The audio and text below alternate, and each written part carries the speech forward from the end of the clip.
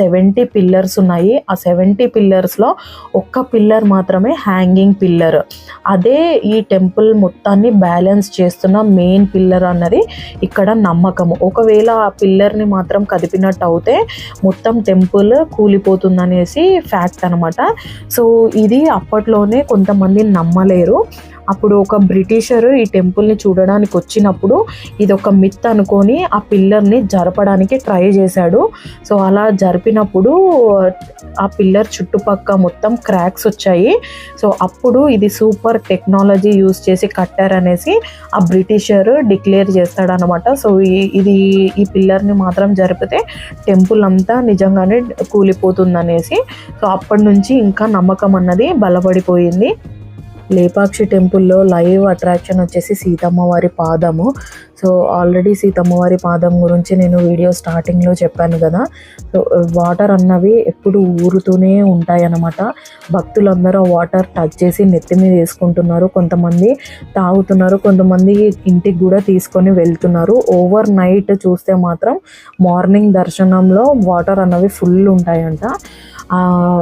అది చాలా స్పెషల్.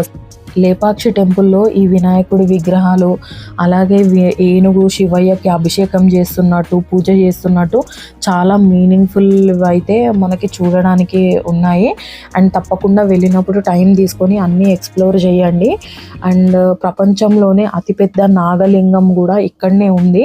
ఇంకెక్కడ నాగదేవత విగ్రహాలు పెద్ద పెద్దవి అయితే ఉన్నాయి, బట్ అతిపెద్ద నాగలింగం మాత్రం ఇక్కడే ఉంది. అండ్ దీనికి కూడా చిన్న హిస్టరీ ఉంది. నాకు తెలిసినంత వరకు నేను చెప్తున్నాను.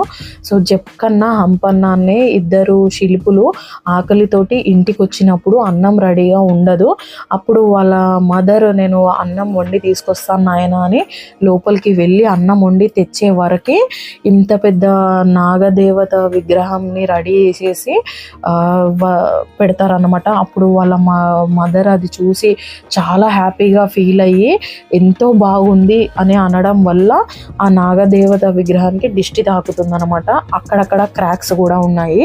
సో అలా చూడగానే ఎంతో బాగుంది అనడం వల్ల దిష్టి తాకింది అనేసి ఇక్కడ చెప్తున్నారు. అండ్ తర్వాత లింగం అయితే ప్రతిష్ఠించారనమాట.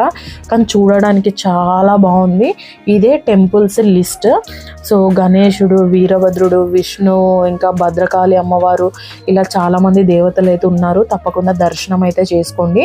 సో టెంపుల్లో దర్శనం చేసుకున్న తర్వాత మీరు ఇంకా టైం ఉంటే మీకు లేపాక్షి టెంపుల్ పార్క్ కూడా ఉంది, చూసుకోవచ్చు. సో ఇది టెంపుల్ మెయిన్ ఎంట్రన్స్. సో ఇక్కడ నుంచి